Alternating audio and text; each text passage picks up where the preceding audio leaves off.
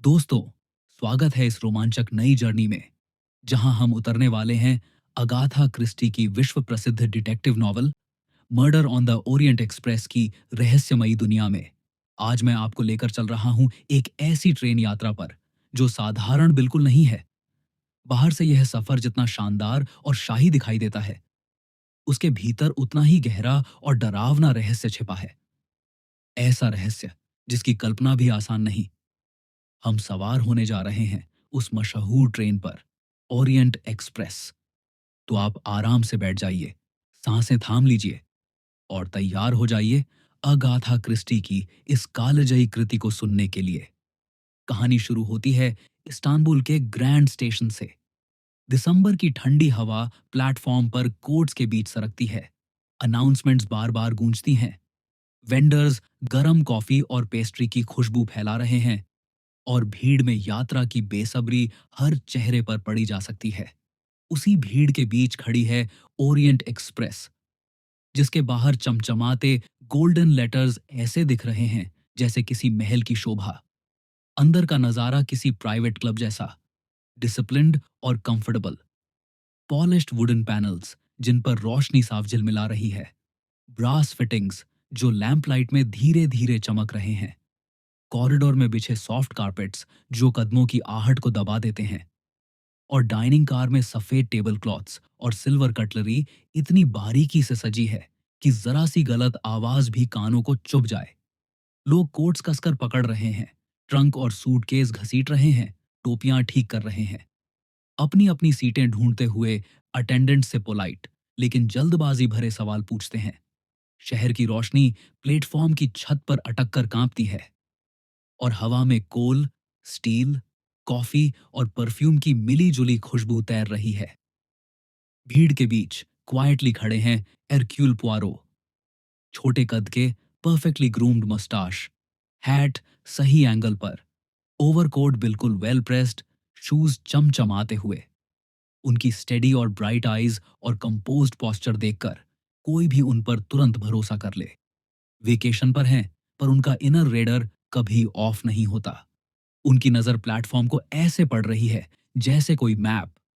कौन जल्दी में है, कौन किसी से बच रहा है, किसकी आवाज बेवजह ऊंची है, किसकी मुस्कान जरूरत से ज्यादा पोलाइट है, किसके जूतों पर ताजा कीचड़ है और किसकी स्लीव पर निकला हुआ थ्रेड। सब कुछ क्वाइटली उनके दिमाग में रिकॉर्ड हो रहा है। उन्हें यह भी दिखता है कि कौन नजरें अवॉइड कर रहा है, कौन बेवजह ओपननेस दिखा रहा है और कौन छोटी बातों में एक्स्ट्रा सर्टेनिटी झलकाता है। सैमुअल रैचेट, एक रिच अमेरिकन बिजनेसमैन, बातचीत में साफ अथॉरिटी, आदत से कमांड, फर कॉलर, भारी रिंग, कठोर जॉ लाइन और बोलने का अंदाज ऐसा जैसे हर चीज खरीदी जा सकती हो। अटेंडेंस पर बेवजह ऑर्डर्स, टिप्स से रास्ता साफ कराना, धीमी आवाज में। लेकिन आंखों के किनारों की चिंता बता देती है कि सब कुछ अंडर कंट्रोल नहीं है। पॉयरोट का ख्याल साफ, इस चेहरे से भरोसा शुरू नहीं होता। प्रिंसेस ड्रैगोमिरॉफ, रशियन रॉयल्टी, उम्र चेहरे पर लिखी है, मगर डिग्निटी और अथॉरिटी इतनी कि पूरा रूम उनके टेम्पो पर एडजस्ट हो जाता है। केन की हल्की टैप, वेलवेट ग्लव्स, पर्ल्स की चमक और आवाज में नेचुरल कमांड। उनकी एंट्री भर से लोग रास्ता छोड़ दें, अटेंडेंट्स झुक जाएं, स्टेडी नजरें जैसे कोई पुरानी रानी दरबार में मेहमानों को देख रही हो। थोड़ा स्नेह, थोड़ा संदेह और बहुत दूरी। मैरी डेबनहम, एक young English governess, neat grey coat, simple scarf, practical और composed, eyes alert, voice low और स्टेडी, चलना मेजर्ड पेस में, जैसे दिमाग में कोई टाइम टेबल चल रहा हो और हर ब्रेथ उसी के हिसाब से। साथ हैं कर्नल अर्बथनोट, लंबा ब्रिटिश सेना अधिकारी, जूते चमचमाते, चिन्ह ऊपर, क्लिप किए गए वाक्य, शिष्टाचार सटीक, पूरे शरीर से अनुशासन झलकता है। दोनों फॉर्मली डिस्टेंट, मगर उनकी आई कांटेक्ट में एक पतली चमक, प्राइवेट अंडरस्टैंडिंग। पॉज, नॉर्मल नजर से छूट जाए, लेकिन पुआरो जैसी आइज से नहीं। कोई पास आता है तो ये चमक ओझल, कोई दूर जाता है तो हल्की सी लौ की तरह झलक जाती है। Miss Hubbard, talkative American lady, बल्कि हैंडबैग, टिल्टेड फीदर हैट, और हर दूसरी बात पर कमेंट। बेड सॉफ्ट है या नहीं, कॉरिडोर में ड्राफ्ट तो नहीं, बेल काम कर रहा है या नहीं, वेटर अटेंटिव है या नहीं, सब लाउडली कहती हैं। थोड़ी ही देर में अटेंडेंस का छोटा फैन क्लब बन जाता है। लोग हाफ अम्यूज्ड, हाफ एग्जॉस्टेड, पर लाउडनेस के नीचे एक बेसिक काइंडनेस भी है, जो कभी कभी शिकायतों के शोर में दब जाती है। वो दुनिया को अपनी ही आवाज की रोशनी में देखती हैं और पूरा यकीन रखती हैं कि अगर उन्होंने बोल दिया तो बात अपने आप ठीक भी हो जाएगी। डॉ कॉन्स्टेंटाइन, एक ग्रीक डॉक्टर जिनकी चश्मे के पीछे थॉटफुल आंखें और नीटली ट्रिम्ड दाढ़ी है। उनकी बात करने की स्टाइल एकेडमिक सी है, बैलेंस्ड सेंटेंसेस, और अक्सर शब्द आते हैं जैसे प्रोबेबिलिटी, लक्षण और डायग्नोसिस। फिर एक इटालियन सेल्समैन है जो तेज जेस्चर्स के साथ बात करता है। उसके शब्द ऐसे गिरते हैं जैसे कोई जल्दी जल्दी सीढ़ियां उतर रहा हो। हर लाइन में नर्वस एनर्जी साफ महसूस होती है। और एक स्वीडिश मिशनरी हैं जिनकी सिंप्लिसिटी और काइंडनेस किसी भी रूम की हैवीनेस को हल्का कर देती है। वो धीरे बोलती हैं और हर बात में थैंकफुलनेस झलकता है, बिल्कुल एक छोटी कैंडल की तरह जिसकी लौ छोटी है पर रोशनी साफ और सूदिंग है। रेन धीरे धीरे स्टेशन छोड़ती है, पीछे लैंप्स धुंधले होते जाते हैं। सिटी की रोशनी पिघली हुई नदी की तरह दूर बह रही है। खिड़कियों पर हल्की सी नमी जम जाती है। कॉरिडोर में गद्दी के पुराने कपड़ों की हल्की गंध, पहियों की तालबद्ध खटखट और स्टील बर्फ के बीच घिसटने की आवाज, जैसे कोई फुसफुसाहट। कंपार्टमेंट्स में गर्म रोशनी और पूरा अनुशासन। ऊपर रैक्स पर सामान करीने से रखा है, कंबल तह किए हुए, पानी का जग आधा भरा, और टाइम टेबल बड़ी सफाई से दबा हुआ। वॉयर अपनी बर्थ पर कोट टांगते हैं, टोपी ठीक करते हैं, दस्ताने तह करके जेब में रखते हैं और चुपचाप बैठकर इस चलती हुई दुनिया की सांसें सुनते हैं। थोड़ी देर बाद डिनर की हल्की घंटी बजती है और डाइनिंग कार में कदम रखते ही रिफाइनमेंट का माहौल महसूस होता है। सफेद मेजपोश, चांदी की चमक, शीशे में लैंप की परछाई, सधी हुई सर्विस और धीमी आवाजें, जैसे कोई ऑर्केस्ट्रा धीरे सुर में रियाज कर रही हो। पुआरो कोना चुनते हैं, पीठ दीवार की तरफ, पूरा कमरा उनकी नजरों में। यह उनका पुराना नियम है जो कभी गलत साबित नहीं होता। सूप की चुस्की लेते हुए वो आसपास की मेजों को गौर से देखते हैं। कौन चम्मच किस हाथ से उठा रहा है, कौन बिना चखे ही नमक छिड़क रहा है, किसने वाइन का गिलास लैंप की रोशनी में घुमाकर देखा। धीमे सुर में, छोटी छोटी बातें कभी कभी बड़ी सच्चाई बता देती हैं। थोड़ी देर बाद रैचेट पुआरो के पास आता है। उसकी आवाज धीमी, लफ्ज नपे तुले, और लहजा ऐसा जैसे कोई सौदा कर रहा हो। वो कहता है, उसे डर है, कोई उसे नुकसान पहुंचाना चाहता है और चाहता है कि पुआरो उसकी हिफाजत करे। साथ में मोटी रकम का लालच भी रखता है। पुआरो स्टेडी नजर रखते हैं, शांति से सुनते हैं, फिर साफ और छोटे शब्दों में जवाब देते हैं, नहीं। वजह सिंपल है, इस आदमी के चेहरे पर भरोसा नहीं आता, और पुआरो कभी ऐसे कॉन्ट्रैक्ट नहीं लेते जहां इंसान का चेहरा पहले से ही वार्निंग की तरह दिखे।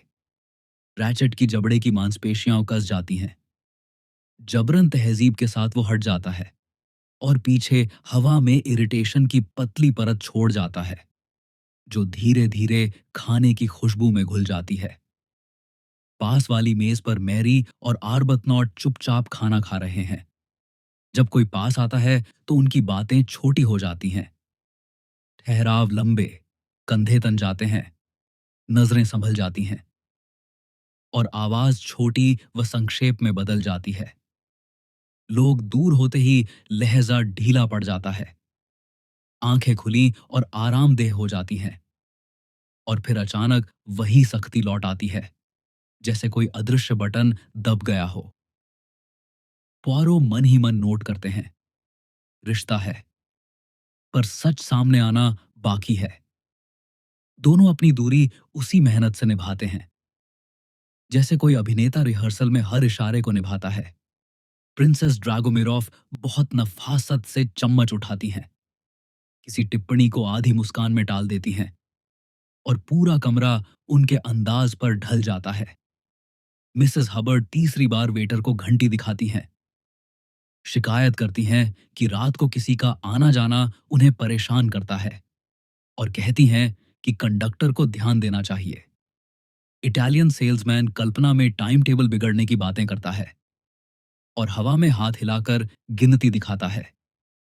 स्वीडिश लेडी धीरे से भगवान का शुक्रिया करती हैं, गर्माहट और खाने के लिए। और डॉक्टर कॉन्स्टेंटिन उसी शांत डॉक्टर वाले अंदाज में बैठे रहते हैं, जैसे किसी अस्पताल के दौरे पर हों। खाने के बाद कॉरिडोर में हल्की गर्मी है और शीशों में धुंधली परछाइयां तैर रही हैं। गलियारे की पीली बत्तियां अंडाकार घेरे बनाती हैं, जो कदमों के साथ साथ खिसकती जाती हैं। पोआरो कंपार्टमेंट की तरफ लौटते हुए मन ही मन मोड़ों की गिनती करते हैं, दूरी का नक्शा दिमाग में बना लेते हैं, क्योंकि बंद जगहों में दिशा पहचानना आगे बहुत काम आता है। कंडक्टर आदर भरी आवाज में टिकट दोबारा देखता है। उसके लहजे में रोजमर्रा की थकान और मौसम की चिंता साफ झलकती है। टोपी पर बर्फ की नमी जमी है, दस्तानों पर छोटी छोटी बूंदें ठहरी हैं। सब कुछ आम सा है, पर अक्सर यही साधारण रास्ता किसी बड़े असाधारण सच की ओर ले जाता है। कंपार्टमेंट में अकेले पोआरो अपना कोट तह से रखते हैं, मफलर झाड़कर सूखा कर देते हैं, जूतों से जमी पतली बर्फ हल्की ठक ठक से हटाते हैं। खिड़की के बाहर सफेद बर्फ मोटी होती जा रही है। दूर दूर कभी कोई देहाती घर की रोशनी दिखती है, और फिर अंधेरा उसे निगल लेता है। पोआरो डायरी नहीं खोलते, अपने नोट्स को ढीले धागों की तरह दिमाग में ही रहने देते हैं। पहेली का ढांचा अभी बना नहीं, मगर टुकड़े धीरे धीरे जुड़ रहे हैं। इत्र की हल्की महक, कफ से निकला धागा, चाल की पहचान, और वो छोटी छोटी बातें जो डिनर के समय मामूली लगी थीं, अब किसी आने वाले सवाल की हल्की तस्वीर बनने लगी हैं। रात गहराती जाती है, ट्रेन की हल्की झूमती चाल जैसे लोरी सुनाती हो। फिर भी गलियारे में कभी कभी तेज कदमों की आहट गूंज उठती है, अटेंडेंट की फुसफुसाहट, किसी कुंडी के बंद होने की धीमी सी आवाज, और फिर चारों ओर सन्नाटा। दूर किसी डिब्बे से घबराई हुई हंसी उभरती है, लेकिन गीले कारपेट में दबकर खो जाती है। पहिए बर्फ को चीरते हुए गहरी लकीर बनाते हैं। स्टील और सर्दी की आपसी बातचीत लंबी होती जाती है, और उसमें हल्की उदासी घुली रहती है। पोयरो आधी नींद में है, आधे चौकस। उनके मन में तस्वीरें तैर रही हैं, फर वाला कॉलर, छड़ी, मोती, चमकते बूट, भारी हैंडबैग, चश्मे की गोल फ्रेम, सलेटी रंग का स्कार्फ, पीतल के बटन, सफाई से पहने दस्ताने, एक टैब्लो जो अभी मायने नहीं बताता, मगर याददाश्त ने उसे बड़ी सावधानी से सहेज लिया है। कोई छोटी बात उनकी नजर से छूटती नहीं। किसने गिलास बाएं हाथ से उठाया, किसने दाईं, किसकी कफ पर धागा निकला, किसकी जूते की लेस 2 बार बांधी गई, किसका इत्र अब भी गलियारे में तैर रहा है। सब कुछ दिमाग में कैद है। कुछ ही देर बाद गलियारे में हल्की धप सुनाई देती है, जैसे कोई छोटा बक्सा गिरा हो। अटेंडेंट उसे उठाता है, धीरे से धन्यवाद कहता है। दरवाजा बंद होता है। डॉक्टर कॉन्स्टेंटाइन की हल्की खांसी, और फिर खामोशी। प्रिंसेस का नौकर चप्पलें लिए धीरे से निकलता है। इटालियन व्यापारी किसी को तेज फुसफुसाहट में भरोसा दिलाता है कि सब ठीक हो जाएगा। हालांकि ठीक क्या है, यह साफ नहीं। स्वीडिश महिला अपनी किताब बंद करती हैं, आंखें मूंद कर चुपचाप दुआ करती हैं। पोआरो इन छोटी छोटी आवाजों की व्याकरण पढ़ते हैं और सबको अपने मेंटल कैटलॉग में सही जगह रख देते हैं, क्योंकि कल जब सवाल आएंगे तो जवाब यहीं से मिलेंगे। और तभी अचानक एक जोरदार झटका आता है। डिब्बा हिलता है, हैंगर खनकते हैं, शीशे कांपते हैं, सूटकेस फर्श पर सरकता है और पूरी ट्रेन एक लंबी कराह के साथ थम जाती है। खामोशी इतनी गाढ़ी हो जाती है कि धड़कन भी ऊंची सुनाई देने लगती है। फिर कंडक्टर की आवाज डिब्बे से डिब्बे तक पहुंचती है। लेडीज एंड जेंटलमैन, बर्फ का ढेर है, हमें रुकना होगा। सुरक्षा पक्की है, मदद सुबह आएगी। शब्द शांत हैं, मगर खबर भारी। दरवाजे खुलते हैं, लोग बाहर झांकते हैं। मिसेस हबर्ड जोर से कहती हैं, यही तो उन्हें डर था, और अपनी घंटी वाली कहानी दोबारा सुना देती हैं। मैरी का चेहरा पीला पड़ गया है, आर्बतनॉट की ठोड़ी कसी हुई है। प्रिंसेस हल्की सी भौं उठाती हैं, जैसे मौसम भी शाही नियम मानता हो। इटालियन यात्री हवा में टाइम टेबल के नंबर बनाता है। स्वीडिश महिला फुसफुसाती हैं, हे भगवान, दया करो। पुआरो खिड़की से बाहर देखते हैं, चारों ओर बस सफेद पर सफेद। इंजन की हेडलाइट का हल्का घेरेदार उजाला बर्फ की धूल में घुला हुआ। पटरियां गायब, और दुनिया सिमटकर बस कुछ डिब्बों की लंबाई तक रह गई है, जैसे भौगोलिक नक्शे ने जानबूझकर ठहराव दे दिया हो, ताकि इंसानी नाटक अपनी गति पकड़ सके। कंडक्टर धीरे से बताता है, टेलीग्राम लाइन से कोशिश होगी। बर्फ गहरी है, कर्मचारी साफ करने लगे हैं, हीटिंग ठीक है, खाने का इंतजाम हो जाएगा, मगर समय तय नहीं। लोग ढलने लगते हैं, शॉल कसकर ओढ़ी जाती हैं, खत खोले जाते हैं, दुआएं बुदबुदाई जाती हैं। धीमी धीमी बातचीत साये बनकर गलियारे से गुजरती है। किसी ने जेब घड़ी चाबी दी और टिक टिक की आवाज धीमा मेट्रोनोम बन गई। पुआरो लैंप धीमा करके आंखें मूंदते हैं और दिन भर की तस्वीरें ऐसे सजाते हैं जैसे शतरंज की बिसात पर मोहरे अपनी शुरुआती जगहों पर रखे जा रहे हों। राजा अब भी अनजाना है, रानी पर्दा ओढ़े है, ऊंट छिपे हुए हैं, घोड़े भेस में हैं, हाथी अकड़े खड़े हैं, प्यादे बातें कर रहे हैं। उन्हें याद आता है, रैचेट की असमान मांग, पैसों से सुरक्षा खरीदने की कोशिश, मैरी और आर्बथनॉट की संभली हुई नजदीकी, हबर्ड की ऊंची आवाज में छिपे असली संकेत, ड्रैगोमिरोव की शाही शांति, कॉन्स्टेंटीन की डॉक्टर वाली स्थिरता, इटालियन यात्री के बेचैन हाथ, स्वीडिश महिला की शांत सच्चाई। और पुआरो को महसूस होता है, रहस्य अक्सर खुद चलकर जासूस के पास आते हैं। जब पूरा मंच किसी बंद कमरे जैसा बन जाता है, ट्रेन थमी हुई है, पर कहानी आगे बढ़ रही है। बाहर हवा हल्की सी सीटी बजाती है, अंदर किसी ने गिलास रखकर धीरे से सेट किया। टन, और फिर सन्नाटा। पुआरो सोते नहीं, वो इंतजार की कला जानते हैं। धीरे धीरे डिब्बे अंधियारे में डूबते हैं, लैंप शेड्स पर छोटे छोटे उजाले के घेरे टिमटिमाते हैं। किसी की सांस खिड़की के पास भाप का बादल बन जाती है। कोई अपनी हंसी गले में ही निगल लेता है, कोई दुआ पूरी करके कंबल ठीक करता है, कोई डायरी बंद करके पेन की कैप क्लिक करता है। दूर किसी कुंडी ने हल्की कराह निकाली, हीटर अपनी स्थिर गुनगुनाहट में लगा रहा। एक पल ऐसा आता है जब पॉयर सचमुच आराम की इजाजत देते हैं, मगर भीतर का पहरेदार जागता रहता है। उनके दिमाग में एक साफ वाक्य उभरता है, जब रास्ते बंद हो जाते हैं तो सच ऊपर उठने की कोशिश करता है। होंठों पर हल्की मुस्कान आती है। ये भविष्यवाणी नहीं, अनुभव की उपज है। दूर किसी डिब्बे में दरवाजा तेजी से बंद होता है, जैसे किसी ने कोई फैसला ले लिया हो। कदमों की आहट दौड़ती है, फिर धीमी पड़ती है, और फिर गायब। बाहर बर्फ लगातार गिरती रहती है, निष्पक्ष, धैर्य के साथ। सुबह आएगी तो चाय, नाश्ता, औपचारिक माफिया, क्रू की कोशिशें और टाइम टेबल की चर्चाएं सब सामान्य लगेंगी। मगर आज की रात ने जो अदृश्य लकीरें खींच दी हैं, वो अब मिटेंगी नहीं। ओरिएंट एक्सप्रेस बर्फ में अटकी है। यात्री अपने अपने राजों के साथ डिब्बों में कैद हैं और पुआरो अपनी शांत चौकसी में उन धागों को महसूस कर रहे हैं जो अगले कुछ घंटों में एक गिरह बनेंगे। सुबह की हल्की धुंध खिड़कियों पर जमकर ठहर गई थी। हीटर की धीमी हमिंग कंपार्टमेंट्स में बराबर गर्मी फैला रही थी। बाहर बर्फ की मोटी चादर वैसी ही पड़ी थी जैसी रात छोड़कर गई थी।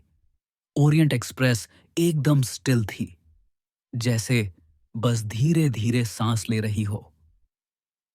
पुआरो ने आंखें खोली। सबसे पहले उन्हें घड़ी की टिक टिक सुनाई दी, फिर हॉलवे में किसी रबर सोल की मुलायम चरमराहट, और उसके बाद एक छोटी सी बेल की टन। उन्होंने कोट ठीक किया, मूंछ पर हाथ फेरा और दरवाजा खोला। बाहर से कॉनरड्यूक्टर गुजरा। चेहरे पर नींद की कमी और जिम्मेदारी का मिला जुला असर था। उसने सिर झुकाकर आदर जताया और अगले कॉन्टिन्यूएंट की ओर बढ़ गया, जैसे कोई अनकहा इशारा उसे आगे खींच रहा हो। पुआरो वहीं खड़े खड़े हवा को महसूस करने लगे। वही जानी पहचानी गंध, धातु की ठंडक, लकड़ी की पॉलिश और उसके ऊपर किसी अजनबी परफ्यूम की हल्की सी परत जो पिछली रात से अब तक ठहरी हुई थी। उनके मन में ख्याल आया, रात ने कुछ कहा है, मगर उसकी आवाज अभी भी इन दीवारों में कैद है। कुछ ही देर में हॉलवे में फुसफुसाहट गहराने लगी। दरवाजा अंदर से लॉक्ड है, किसी ने कहा।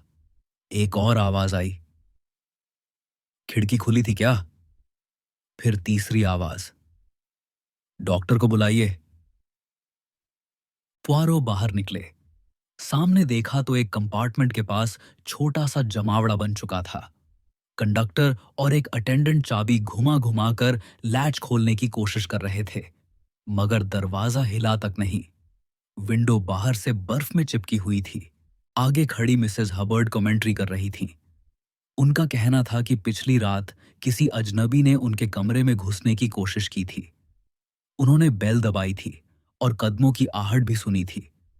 उनकी आवाज में घबराहट भी थी और थोड़ा ड्रामा भी, लेकिन पुआरो ने ध्यान से सुना।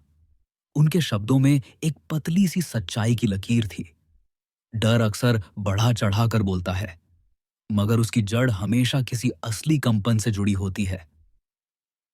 पुआरो ने ज्यादा सवाल नहीं किए, बस हल्का सा सिर हिलाकर इशारा किया कि सबको थोड़ा स्पेस देना चाहिए।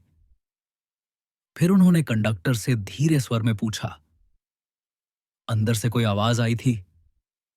जवाब में कंडक्टर ने सिर हिला दिया।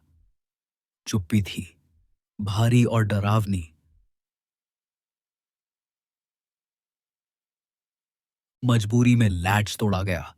दरवाजा खुलते ही एक ठंडी हवा का झोंका कंपार्टमेंट में घुस आया और सामने का दृश्य देखते ही हॉलवे में खड़े लोगों की सांस थम गई। बिस्तर पूरी तरह अस्त व्यस्त था। कंबल आधा खिसका हुआ, टेबल पर रखा ग्लास उलटा पड़ा था। फर्श पर एक छोटा सा बॉक्स गिरा हुआ था और बेड पर लेटा आदमी, रैचेट, चेहरा बिल्कुल पीला, आंखें आधी खुली और लाइफ की डोरी कट चुकी थी। यह अंत उतना ही अचानक था जितना रात का सन्नाटा। ऐसा लगा जैसे किसी ने समय की घड़ी को उंगलियों से दबाकर एक पल रोक दिया हो और उसी जमे हुए पल में वार कर दिया हो। डॉक्टर कॉन्स्टेंटाइन तुरंत पहुंचे। उन्होंने नाड़ी टटोली, आंखों की पुतलियां जांची और स्टेडी हल्की आवाज में कहा, आदमी अब इस दुनिया में नहीं रहा। घाव छोटे छोटे थे, लेकिन कई इतने सावधानी से दिए गए कि किसी शोर का नामो निशान नहीं। पुआरो ने कमरे की खामोशी को सुना, वो खामोशी जिसमें घबराहट का पुराना धुआं तैर रहा था, इत्र की पतली सी महक घुली थी और ठंडी हवा का कड़वा स्पर्श साथ चल रहा था। उनकी नजर टेबल पर गई। जले हुए कागज के बचे खुचे टुकड़े, ऐश ट्रे में अधजली पर्चियों की ग्रे किनारियां, जैसे किसी पुरानी लिखाई का राज छिपाने की कोशिश हो। एक मैचबुक जिसकी छोटी जीभ झलकर पीछे हटाई थी। एक पाइप क्लीनर जो किसी आदत का गवाह लगता था, और एक रूमाल, कोने पर हल्का सा अक्षर छपा हुआ, धुंधला लेकिन मायने रखने वाला। कंडक्टर ने पर्दा हटाकर विंडो का कुंडा दिखाया। बाहर स्नो जम चुकी थी। निशान धुंधले थे, जैसे रात में किसी ने खिड़की छूने की कोशिश की हो, मगर हवा ने सब मिटा दिया हो। पुआरो ने ग्लास की ठंडक महसूस की और सोचा, जो भी यहां आया था उसने समय और रास्ते दोनों को अपने पक्ष में मोड़ने की योजना बनाई थी। उन्होंने धीरे से डॉक्टर से पूछा, मौत का समय लगभग क्या होगा? डॉक्टर ने कहा, रात का कोई घंटा, शायद 2 और 4 के बीच। और वही तो वक्त था जब कॉरिडोर में बैल की सूखी आवाज और चप्पलों की मुलायम आहटें एक थकी हुई धुन का हिस्सा बनी थी। पुआरो ने सोचा, वो आदमी शायद सो रहा था। डर साथ में था, मगर भागना मुमकिन नहीं रहा होगा। कमरा ऐसा था जहां से आवाज निकल सकती थी, पर निकली नहीं। इतने में मिसेस हबर्ड सामने आई। उन्होंने जोर देकर कहा, रात को कोई मेरे कंपार्टमेंट में घुसा था। मैंने बेल दबाई थी। मुझे डर लगा था कि नेक्स्ट डोर कोई बुरी घटना होने वाली है। उनकी बातें एग्जैजरेशन जैसी लग रही थीं, लेकिन पुआरो ने ध्यान से सुना, क्योंकि कभी-कभी लाउड लोग वही डिटेल पकड़ लेते हैं जिसे शांत लोग शिष्टाचार में खो देते हैं। इटालियन सेल्समैन ने हाथ हिलाते हुए कहा, मैं तो पूरी रात सोया रहा, कुछ नहीं सुना। स्वीडिश मिशनरी ने धीमे स्वर में कहा, मैं प्रार्थना कर रही थी। बीच बीच में बस दूर से एक खांसी की आवाज आई। कर्नल आर्बुथनॉट की जौ कसी हुई थी। रात को हीटर की आवाज एक बार जरूर बदली थी। मैरी ने कहा, मुझे नींद में किसी वक्त डोर लैच का हल्का सा क्लिक सुनाई दिया, शायद किसी और कोच से। और प्रिंसेस ड्रागोमिरोफ ने बस इतना कहा, मौसम में अनुशासन नहीं होता, और अनुशासन के बिना रातें लंबी पड़ जाती हैं। पुआरो ने हाथ उठाकर सबको पीछे हटने का इशारा किया। उन्होंने कहा, कंपार्टमेंट को सील कर दीजिए, और कंडक्टर, कॉरिडोर बिल्कुल क्लियर रहे। कोई क्यूरियस नजर इन बंद दरवाजों के बीच चाबी ढूंढने की कोशिश न करे। धीरे स्वर में उन्होंने और जोड़ा, जब तक पूछताछ नहीं होती, हर पैसेंजर खुद एक कहानी है, खुद एक पॉसिबिलिटी। और अगर पॉसिबिलिटी का दरवाजा खुला रहे तो सच भीतर तक आ सकेगा, जैसे ताजी हवा। मिसेस हबर्ड फिर थोड़ी ड्रामेटिक्स के साथ बोली, मेरे सीट के ऊपर किसी हाथ ने टच किया था। शायद कोई आदमी नीचे पैसेज से आया था। पुआरो ने हल्की मुस्कान के साथ कहा, धन्यवाद। उन्होंने मन ही मन नोट कर लिया कि लाउड आवाजों के पीछे डिटेल अक्सर जन्म लेती है। डॉक्टर कॉन्स्टेंटाइन के साथ मिलकर पुआरो ने रूम का सिस्टमैटिक स्कैन शुरू किया। बेड फ्रेम के पास कारपेट के फाइबर्स उलझे थे, जैसे किसी हील ने जोर से दबाव डाला हो। साइड टेबल पर मैचबुक पड़ी थी, कवर हल्का फूला हुआ, मानो आग के डर से पहले ही पीछे हट गई हो। एक छोटा कैलेंडर कार्ड जिसमें 2 दिन पुरानी तारीख पर फेंट सा पेंसिल का निशान, और सूटकेस की जिप पर उंगलियों के तेल की पतली सी चमक। पुआरो ने सोचा, ये चीजें रैंडम नहीं हैं।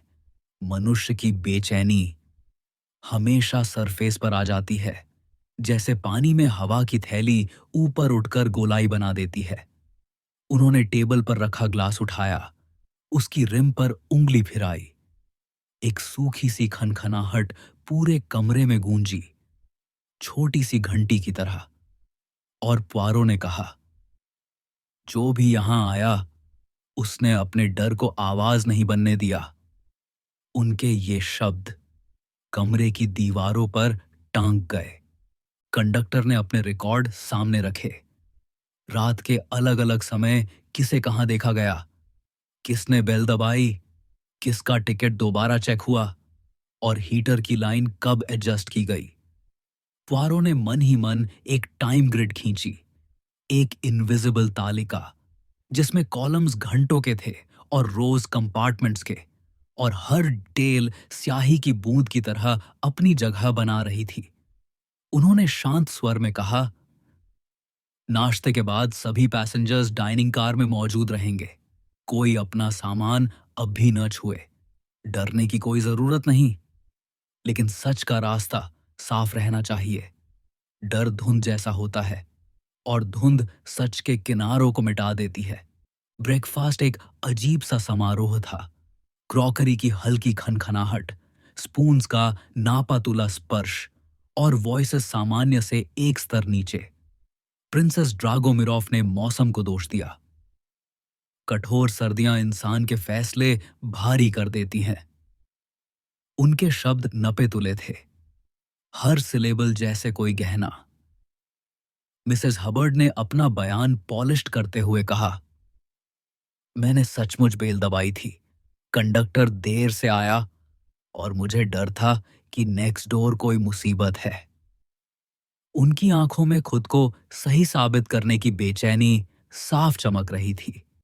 इटालियन की बातें तेज रफ्तार में आईं, लेकिन उनके भीतर कुछ ठोस नहीं था। स्वीडिश महिला ने धीरे स्वर में कहा, हवा में हर वक्त ऐसा लगता रहा जैसे कोई चल रहा हो। कर्नल आर्बुथनॉट का जवाब छोटा और क्लिप्ड था, आई स्लेप्ट। मैरी ने चाय का कप धीरे से मेज पर रखा और बोली, रात लंबी थी और आवाजें पतली। पुआरो शांत बैठे रहे, सब सुनते रहे, सबके चेहरों को पढ़ते रहे, हर शब्द को जैसे उंगलियों से पकड़ते रहे। और फिर उनकी नजर उस पर टिक गई, उस एक शब्द पर जो बोला ही नहीं गया था, जो वाक्य से फिसलकर बाहर गिर पड़ा था। पहली फॉर्मल बातचीत डॉक्टर कॉन्स्टेंटाइन से हुई। मेडिकल सर्टेनिटी के दायरे में जो सच था वही बेसलाइन तय करता था। उसके बाद पुआरो ने कंडक्टर को अलग कमरे में बुलाया और धीरे धीरे डिटेल ली। कल रात किसने किसे कहां देखा, किसने कॉरिडोर में किस दिशा में ट्रैवल किया, किसने किचन साइड पर पानी मांगा और किसने ब्लैंकेट एक्स्ट्रा ली। ये सब छोटे छोटे बयान उस इनविजिबल तालिका में जगह पा रहे थे। कभी कभी पुआरो 2 स्टेप पीछे हट जाते, मानो कोई पेंटर कैनवस से हटकर बैलेंस देखता हो। कहां रंग ज्यादा, कहां खालीपन न्याय मांग रहा है और कहां एक पतली सी रेखा आगे जाकर किसी फिगर का रूप लेगी। उन्होंने मन ही मन कहा, लॉक्ड रूम वही होता है जो दिखता नहीं, और लॉक टाइमलाइन वही जो स्वीकार नहीं की जाती। दिन चढ़ता गया। ट्रेन अब भी उसी जगह खड़ी थी। बाहर क्रू स्नो ड्रिफ्ट पर काम कर रहा था। फावड़े एक रिदम में चल रहे थे, लेकिन रास्ता जिद्दी था। और इसी बंद जगह ने पुआरो को एक लाभ दिया, हत्यारा बाहर नहीं, भीतर है, इसलिए सच का वृत्त पूरा और बंद है। सुबह का समय धीरे धीरे साफ हो रहा था, लेकिन ओरिएंट एक्सप्रेस अब भी बर्फ की मोटी दीवार में फंसी हुई थी। डिब्बों के भीतर लोग धीमी फुसफुसाहट में बात करते, कभी हल्की सी हंसी सुनाई देती और फिर अचानक खामोशी छा जाती, जैसे हर कोई अपनी धड़कनों को छुपाना चाहता हो। पुआरो नाश्ते के बाद सीधे रैचेट के कंपार्टमेंट की ओर बढ़े। दरवाजे पर कंडक्टर खड़ा था, चेहरे पर चिंता और आंखों में झिझक। पुआरो ने शांत स्वर में कहा, मुझे कमरे को फिर से देखना है। कोई अंदर नहीं आएगा और कोई बाहर नहीं जाएगा। कंडक्टर ने सिर हिलाया और दरवाजा खोला। कमरे में कदम रखते ही पुआयर ने गहरी सांस ली। हवा में अब भी वही मिश्रण था, धातु की गंध, पॉलिश की चमक और एक हल्की सी खुशबू जो रात भर दीवारों से चिपकी रही थी। बिस्तर अस्त व्यस्त था, तकिए पर हल्का धब्बा और चादर पर सिलवटें। पहली नजर में सब कुछ बेतरतीब केओस जैसा लग सकता था, लेकिन पुआरो जानते थे कि हर केओस के भीतर भी एक अनुशासन छुपा होता है। उन्होंने धीरे धीरे बिस्तर को परखा। रैचेट का शरीर अब वहां नहीं था, लेकिन तकिए पर दबाव, चादर की नमी और गद्दे की गहराई अब भी पिछली रात की दहशत बयान कर रही थी। पॉयर ने शीट पर हाथ फेरा और सोचा, डर हमेशा पहले बेडिंग पर लिखा जाता है, फिर चेहरे पर। टेबल की ओर बढ़ते हुए उनकी नजर ग्लास पर पड़ी। वह पूरी तरह सीधा रखा था, पर रिम पर हल्की सी खरोंच थी, जैसे किसी नाखून ने दबाव डाला हो। एस्ट्रे में अधजली पर्चियां पड़ी थीं। कुछ धुंधले अक्षर अब भी नजर आ रहे थे, जिनमें से एक आमडे का टुकड़ा साफ दिख रहा था। पुआरो ने आधी जली हुई मैचस्टिक उठाई। उस पर जल्दबाजी की छाप थी, मानो कोई सबूत मिटाने में धैर्य खो बैठा हो। उन्होंने बुदबुदाया, जल्दी करने वाला अक्सर अधूरा छोड़ देता है। कमरे के कोनों पर झुककर उन्होंने कारपेट को देखा। उसके रेशे उलझे हुए थे, हील के निशान अलग अलग दिशाओं में दबे थे। पुआरो ने हल्के हाथ से उन रेखाओं को परखा और महसूस किया कि वहां एक से ज्यादा लोग खड़े रहे होंगे। सूटकेस खुला पड़ा था, कपड़े ठीक से तह नहीं थे, बल्कि जल्दी जल्दी में ठूंसे गए लगते थे। एक टाई आधी खुली हुई और एक स्कार्फ में ऐसी खुशबू जो कमरे की बाकी गंध से मेल नहीं खाती थी। पुआरो ने स्कार्फ उठाया और सोचा, यह परफ्यूम रैचेट का नहीं, यह उस विजिटर का संकेत है। अचानक उनकी नजर फर्श के कोने पर पड़ी। वहां एक छोटा सा पाइप क्लीनर पड़ा था। पॉयर जानते थे कि रैटचेट खुद पाइप स्मोक नहीं करता था। यह साफ था, किसी और की आदत का छोटा सा सिग्नेचर यहां छूट गया था। फिर उन्होंने एक हैंडकरचीफ उठाया। सफेद कपड़ा, कोने पर हल्का कढ़ा हुआ अक्षर एच। उन्होंने सोचा, यह किसी महिला का हो सकता है, पर एच कई नामों का हो सकता है। हर्बर्ट, हेलेना या शायद कोई और। पोयरो खिड़की की तरफ बढ़े। लैच पर बर्फ का हल्का निशान था, मानो किसी ने बाहर जाने का भ्रम पैदा करने की कोशिश की हो। उन्होंने कहा, यह सब दिखावा है। बर्फ की भाषा झूठ नहीं बोलती। कोई बाहर नहीं गया। उन्होंने डॉक्टर कॉन्स्टेंटाइन को बुलाया। दोनों ने मिलकर घावों को दोबारा देखा। 12 घाव, कुछ गहरे, कुछ सतही।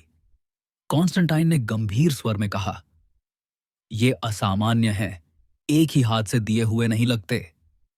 पुआरो ने सिर हिलाया और उत्तर दिया, हां डॉक्टर, यह वेरिएशन साफ बताता है कि यह हत्या किसी एक का काम नहीं, बल्कि किसी कैलकुलेशन का हिस्सा है।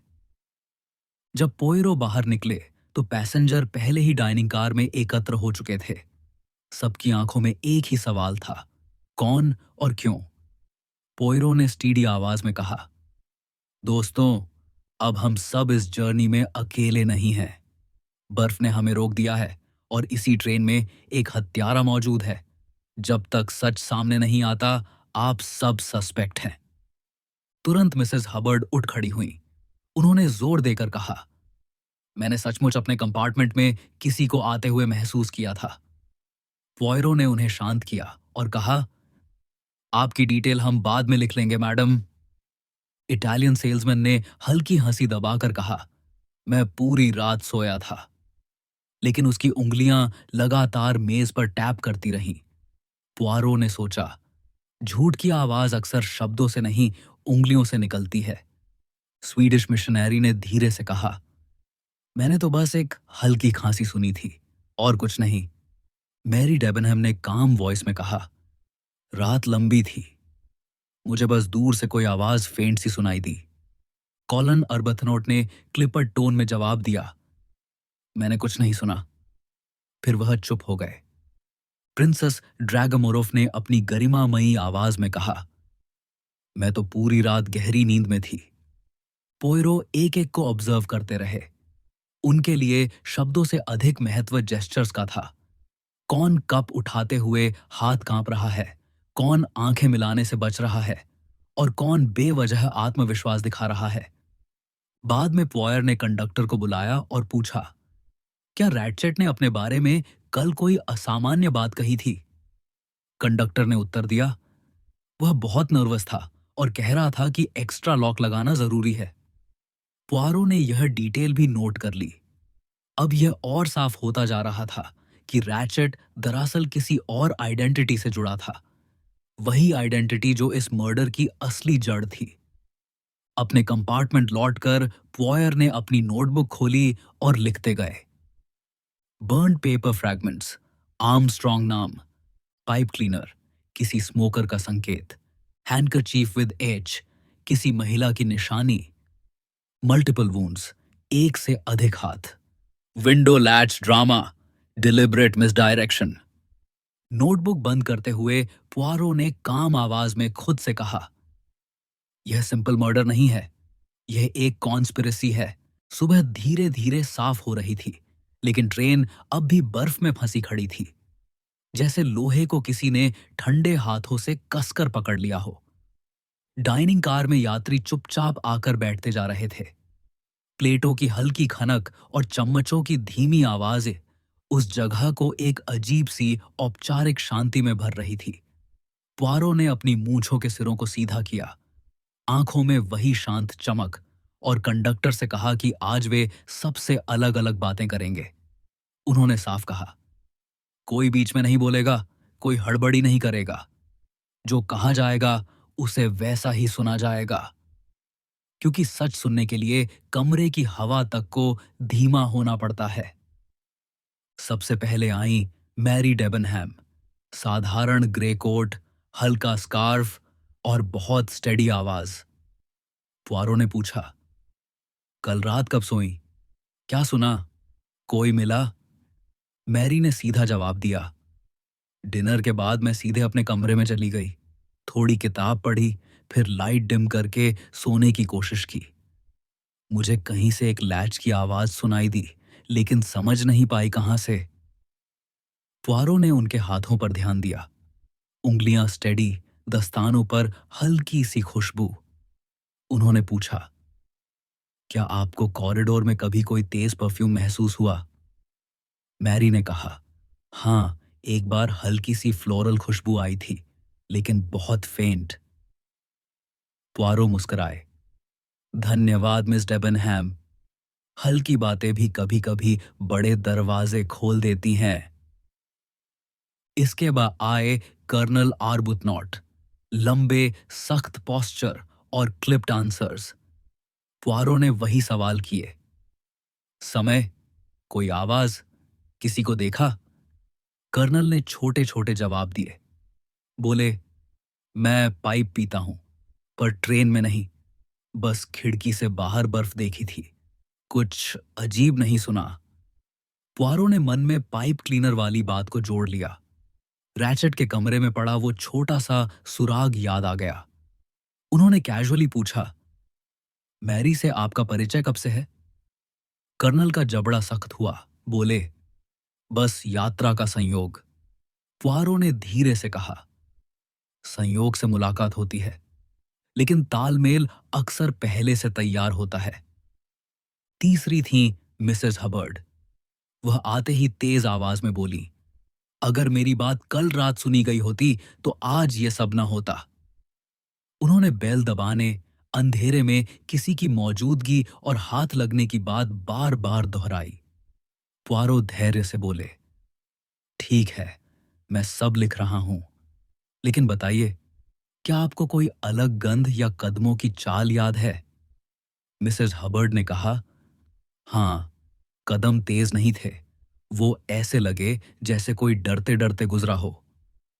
पुआरो ने सिर हिलाया, धन्यवाद, आपका डर भी एक गवाही है। इसके बाद आई प्रिंसेस ड्रागोमिरोफ, राजसी अंदाज, मोती और स्थिर निगाहें। उन्होंने कहा, मौसम असुविधाजनक है, लेकिन धैर्य यही टेस्ट होता है। पुआरो ने पूछा, रैचेट के बारे में आपकी राय? उन्होंने ठंडी आवाज में कहा, वह अभद्र था, जैसे पैसा उसे मैनर्स से ऊपर रखता हो। लेकिन किसी की मौत पर पहली प्रतिक्रिया नफरत नहीं, दुख होनी चाहिए। पुआरो ने पूछा, क्या आपके पास कोई रूमाल है जिस पर इनिशियल्स हों? उन्होंने रूमाल दिखाया। अक्षर अलग थे। पुआरो ने मन में सोचा, एच अभी भी हवा में लटका हुआ है। कॉन्स्टेंटाइन आए, थॉटफुल चेहरा। बोले, घाव अलग अलग हैं, कुछ गहरे, कुछ सतही। एंगल्स भी अलग हैं, जैसे एक हाथ ने गुस्से में वार किया और दूसरा झिझक के साथ। पुआरो ने पूछा, क्या स्त्री और पुरुष के वार में फर्क दिखता है? डॉक्टर बोले, कभी कभी इंटेंट से फर्क दिख जाता है। पुआरो ने सोचा, यह केस एक स्टेज है जहां कई एक्टर्स ने एक साथ अपने डायलॉग्स बोले हैं। फिर आया इटालियन सेल्समैन, बेचैनी से हाथ हिला रहा था। बोला, मैं पूरी रात सोया था, कुछ नहीं सुना, मुझे खून से डर लगता है। उसकी उंगलियां लगातार टेबल पर टैप कर रही थीं। पुआरो ने शांत स्वर में कहा, टैपिंग बंद करें, वरना आपके शब्द भी भाग जाएंगे। फिर कैजुअली पूछा, क्या पाइप पीते हो? उसने कहा, कभी कभी। पुआरो ने पूछा, पाइप क्लीनर कहाँ रखते हो? उसने कंधे उचका दिए। पता नहीं, होटल या घर पर। पुआरो ने मन ही मन लिखा। घबराए हुए लोग अपने सामान को कभी साफ साफ याद नहीं रखते। स्वीडिश मिशनरी कमरे में आई, चेहरा थका हुआ लेकिन आंखों में सुकून। उन्होंने कहा, रात को बेचैनी थी, मैंने प्रार्थना की और हल्की सी खांसी की आवाज सुनी। पुआरो ने पूछा, कोई खुशबू? उन्होंने कहा, हां, फूलों जैसी हल्की खुशबू। पुआरो ने तुरंत दिमाग में स्कार्फ की खुशबू से इसे जोड़ा। इसके बाद पुआरो ने कंडक्टर और अटेंडेंट से सवाल किए। किसी ने कहा, किचन साइड पर पानी मांगा गया। दूसरे ने कहा, हीटर की शिकायत हुई थी। तीसरे ने कहा, कंपार्टमेंट 3 और 4 के बीच कोई जल्दबाजी में गुजरा। पुआरो ने सबको टाइमलाइन में भर दिया। फिर कंडक्टर से पूछा, रैचेट ने किसी नाम का जिक्र किया? उसने कहा, नहीं, बस डर का जिक्र किया और एक्स्ट्रा लॉक मांगा।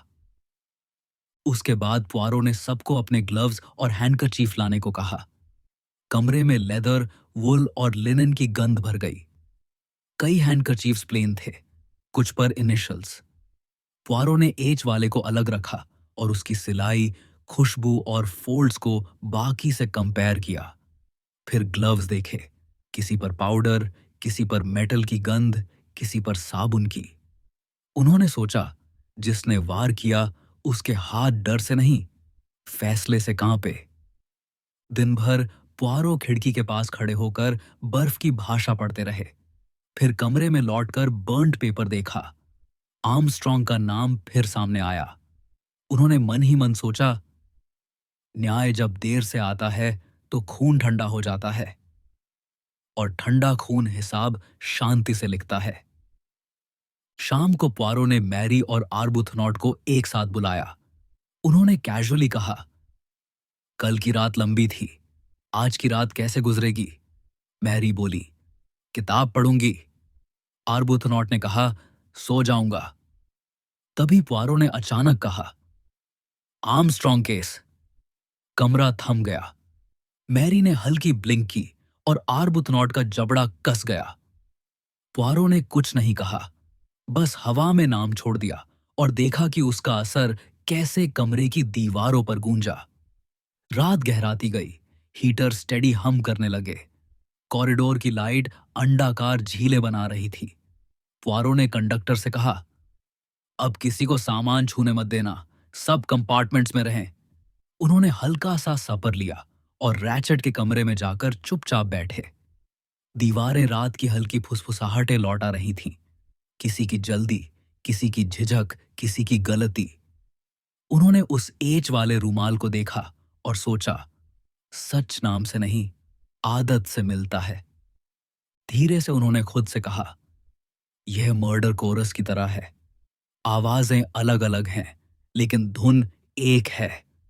कोई गुस्से में था, कोई आंसू में, कोई अपराध बोध में, कोई न्याय की अपनी परिभाषा में। पुआरो जानते थे, इस कोरस को सोलो में बदलना होगा, तभी असली आवाज अब बाहर आएगी। अपने कंपार्टमेंट में लौटकर उन्होंने नोट्स समेटे।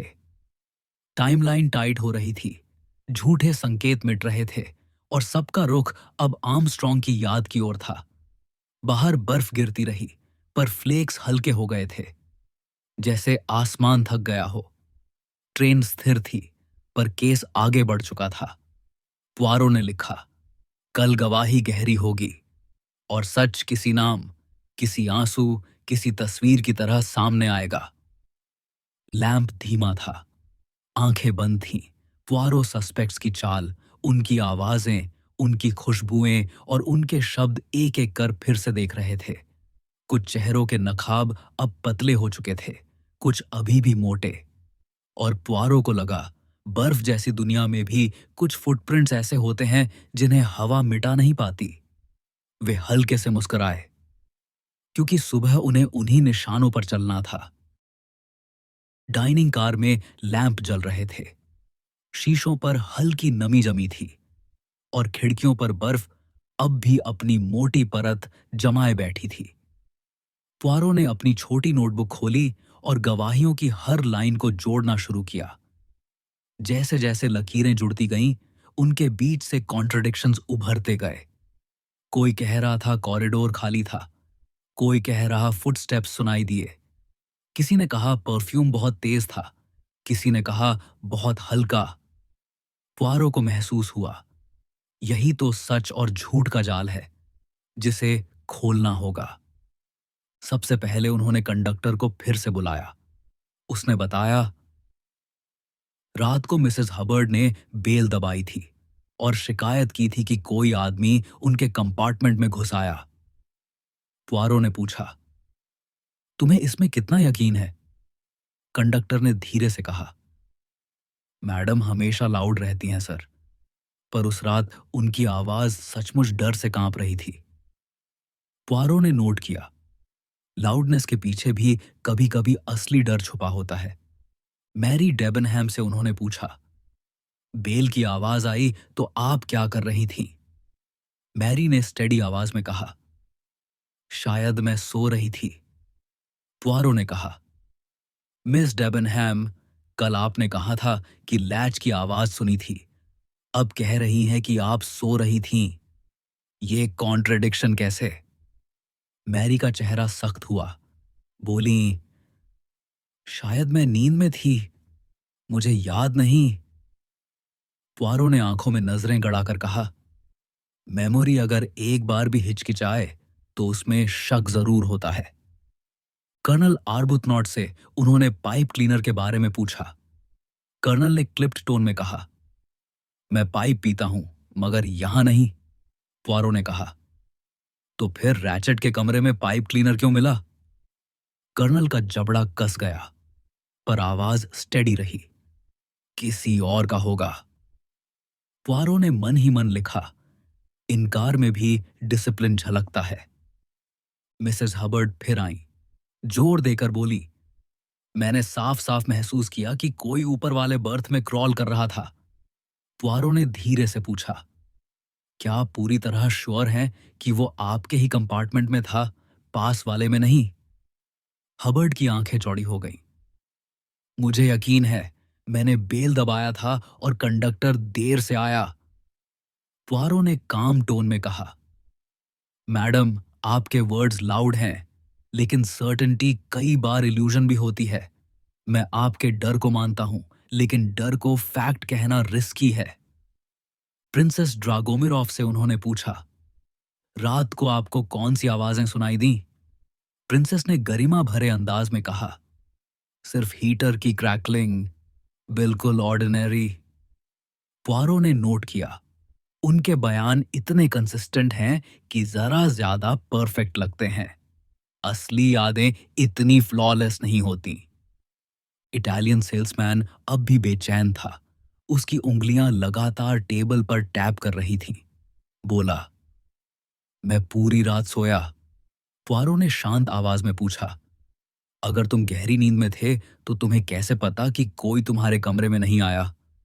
इटालियन हड़बड़ा गया, क्योंकि मैं बहुत गहरी नींद में था। पुआरो ने मन ही मन सोचा, यह डिफेंस उतना ही खोखला है जितना उसका टैपिंग। फिर स्वीडिश मिशनरी से पूछा गया, आपको खांसी किस तरफ से सुनाई दी? उन्होंने हल्के संकोच के साथ कहा, शायद सामने वाले कंपार्टमेंट से, पर पक्का नहीं। पुआरो ने सिर हिलाकर कहा, मैडम, आपकी सच्चाई आपके हेजिटेशन में है। जो डाउट मान लेता है वही सबसे क्रेडिबल होता है। नोटबुक में उन्होंने नई लाइन लिखी, कुछ लोग झूठ छुपाते हैं, कुछ झूठ गढ़ते हैं, और कुछ लोग अपने डाउट को सच से भी ज्यादा अहम मानते हैं। दिन बढ़ता गया और कॉन्ट्रडिक्शंस और साफ होते गए। मिसेस हबर्ड ने कहा, मेरे दरवाजे पर नॉक हुआ था। कंडक्टर ने कहा, नहीं, नॉक किसी और कंपार्टमेंट पर हुआ था। पुआरो ने सोचा, तो फिर किसने आवाजें बदली? किसकी याददाश्त गलत है और किसकी सच? उन्होंने सबको ध्यान से ऑब्जर्व किया। मैरी की आंखें बार बार आर्बुथनॉट की तरफ फिसल जाती। आर्बुथनॉट हर जवाब से पहले जबड़ा कस लेते। प्रिंसेस की आंखें कभी कभी किसी अनकहे ख्याल पर अटक जाती। मिसेस हबर्ड की हर ऊंची आवाज असल में अपनी ही बेचैनी को ढक रही थी।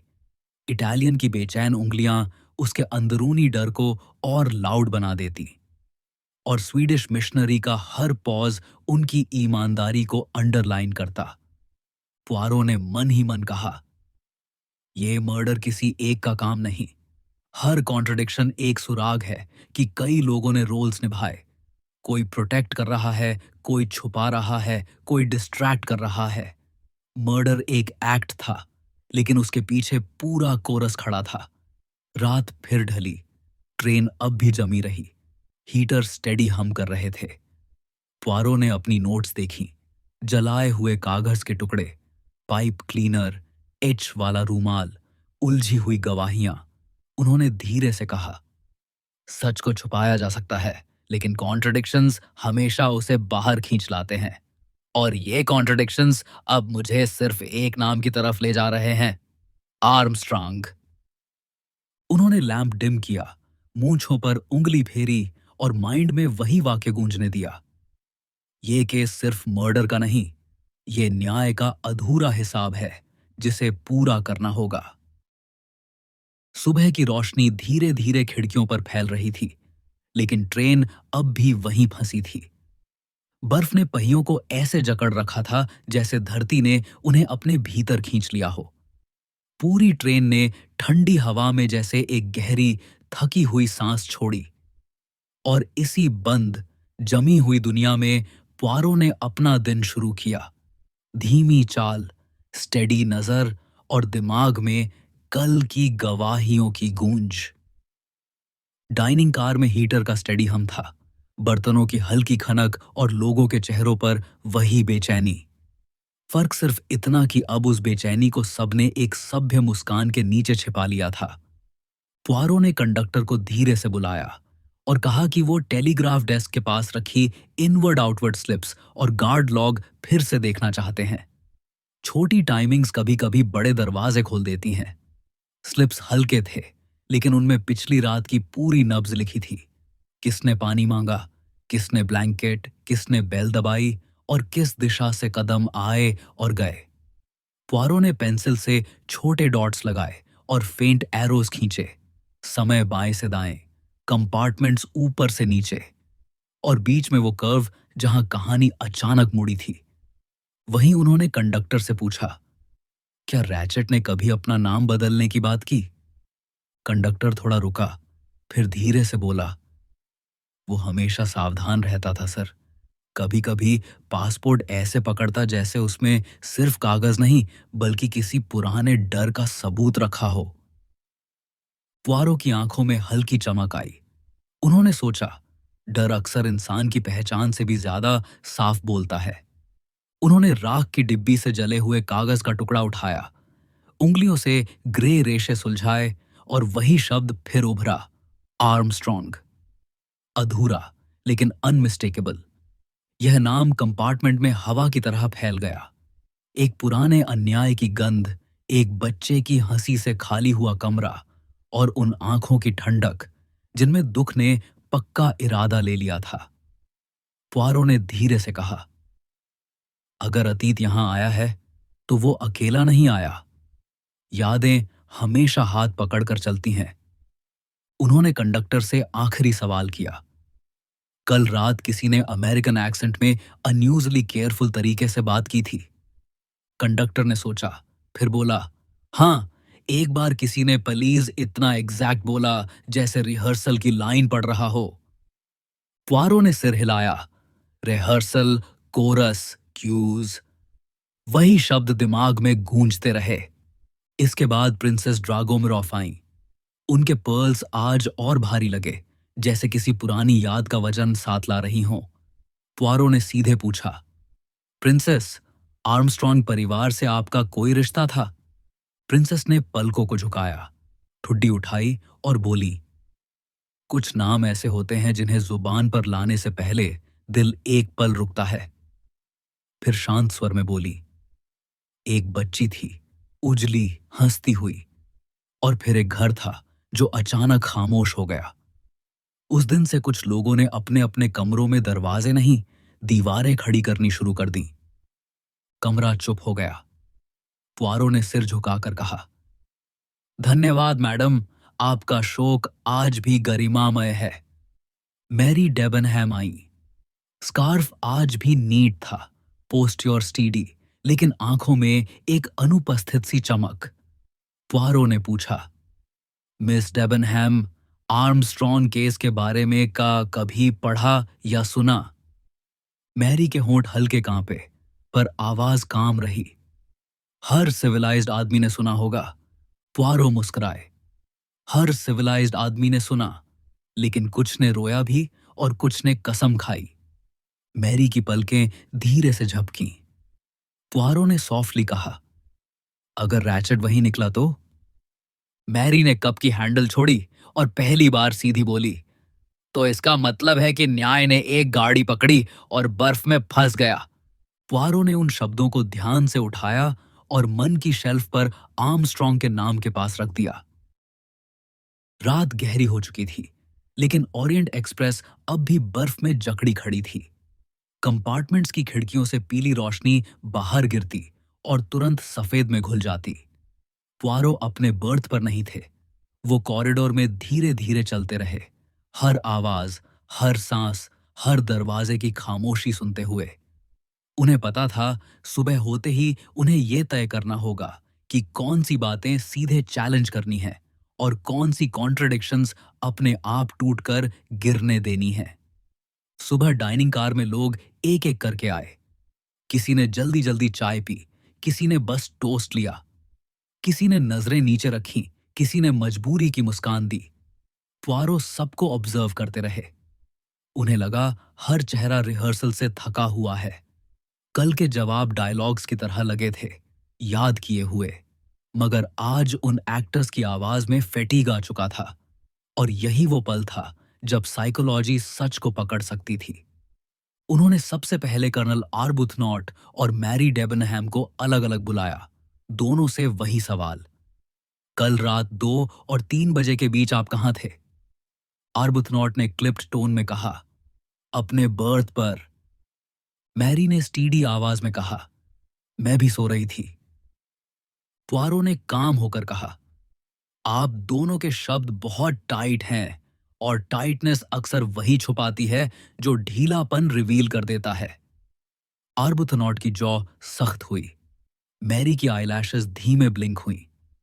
पुआरो ने नोट किया, दोनों एक दूसरे को प्रोटेक्ट कर रहे हैं और यह प्रोटेक्शन उतना ही लाउड था जितना उनका साइलेंस। इसके बाद मिसेज हबर्ड आई। उन्होंने फिर वही पुरानी कहानी दोहराई कि उनके कंपार्टमेंट में कोई आया था। पुआरो ने सॉफ्टली कहा, मैडम, अगर कोई आपके ऊपर वाले बर्थ से आया था तो उसके फुटप्रिंट्स कहाँ हैं? हबर्ड कुछ पल रुकी, फिर बोली, बर्फ बहुत थी, शायद मिट गए।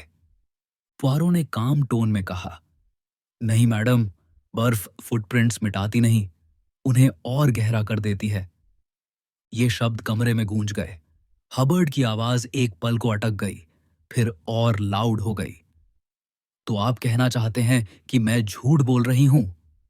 पुआरो ने स्टीडी नजर से कहा, नहीं, मैं कह रहा हूं कि आपका सच रिहर्स किया था। कमरा चुप हो गया। फिर प्रिंसेस ड्रागोमिरॉफ आई। उन्होंने गरिमा से कहा कि रात में उन्होंने कुछ नहीं सुना। पुआरो ने पूछा, क्या आपने आर्मस्ट्रॉन्ग परिवार को कभी जाना? प्रिंसेस ने कहा, हर कोई उस केस को जानता था। पुआरो ने सिर हिलाया और धीरे से कहा, कुछ ने बस पढ़ा और कुछ ने जिया। प्रिंसेस की आंखें एक पल के लिए कठोर हुईं। फिर उन्होंने कहा, मॉन्स्योर पुआरो, कभी कभी न्याय अदालतों में नहीं मिलता। पुआरो ने यह वाक्य अपनी मेंटल नोटबुक में अंडरलाइन कर लिया। इतालवी सेल्समैन को उन्होंने इंटेरोगेट किया। उसके हाथ और रेस्टलेस थे। वो बार बार कहता रहा कि वो इनोसेंट है। पुआरो ने अचानक पूछा, कल रात तुम्हारे पास कोई छोटा पैकेट था? वो चौंका, नहीं। पुआरो ने सॉफ्टली कहा, जब आदमी झूठ बोलता है तो उसकी आंखें जवाब से पहले दौड़ती हैं, और उसकी आंखें सचमुच दौड़ी थीं। फिर स्वीडिश मिशनरी आईं। उन्होंने कहा कि उन्होंने खांसी सुनी थी और एक फेंट सी आवाज, लेकिन क्लियर नहीं थी। पुआरो मुस्कुराए, आपका डाउट ही आपके ट्रूथ को क्रेडिबल बनाता है। उन्होंने क्वाइटली उन्हें विदा कर दिया। अब तक पुआरो समझ चुके थे, ये मर्डर किसी एक का काम नहीं। Multiple wounds, multiple voices, rehearsed lies, ये सब कोरस की तरह थे। उन्होंने सोचा, अगर कोरस है तो उसका कंडक्टर कौन है? मास्टरमाइंड कौन? शाम को उन्होंने एक्सपेरिमेंट किया।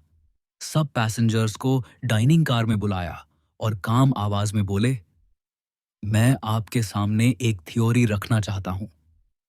सबकी नजरें उन पर टिक गईं। उन्होंने कहा, रैचेट अकेला आदमी नहीं था। वो वही था जिसने आर्मस्ट्रॉन्ग परिवार को बर्बाद किया। ये मर्डर सिंपल क्राइम नहीं, जस्टिस का एको है। आप सभी में से कोई एक या शायद कई इस केस से जुड़े हैं, और आपने मिलकर एक रोल प्ले किया। हर कहानी रिहर्स थी ताकि कोई लूप होल न बचे, लेकिन कॉन्ट्रडिक्शंस ने सब रिवील कर दिया। कमरे में सन्नाटा गहरा गया। हर चेहरा पीला, हर हार्ट बीट तेज। पुआरो ने सॉफ्टली कहा, मैंने आपके कदम सुने, आपके शब्द सुने, आपके परफ्यूम्स महसूस किए, और मुझे पता है ये मर्डर किसी एक का नहीं। उन्होंने पॉज लिया, मुस्टाश सीधी की और काम टोन में कहा, कल मैं आपको दो सॉल्यूशंस दूंगा, एक कानून के लिए और एक कॉन्शियंस के लिए, और आप खुद तय करेंगे कि कौन सा सच दुनिया को दिखाया जाए। उनके शब्दों ने डाइनिंग कार को फ्रीज कर दिया। कोई आंखें चुराने लगा, किसी का हाथ कांपा, किसी का कप गिरा, कोई पूरी तरह साइलेंस में डूब गया।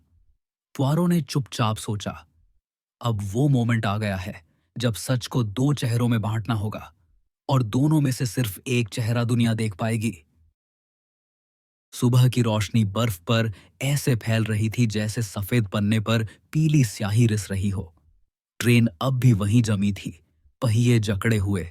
डाइनिंग कार में हीटर का स्टेडी हम था, और लैम्प शेड के नीचे पीली झीलें बन रही थीं। पुआरो ने मूंछों के सिरों को सीधा किया और कहा, आज हमें कहानी को शेप देनी है, ऐसी जो अदालत और अंतरात्मा दोनों में टिके। सब यात्री चुपचाप बैठ गए। कपों की खनक आज बेहद हल्की थी। पुआरो ने एक नजर सब पर डाली, थकान, बेचैनी और मौन चेहरे। उन्होंने कहना शुरू किया, आज मैं आपको दो सॉल्यूशंस दूंगा, दोनों सच हैं।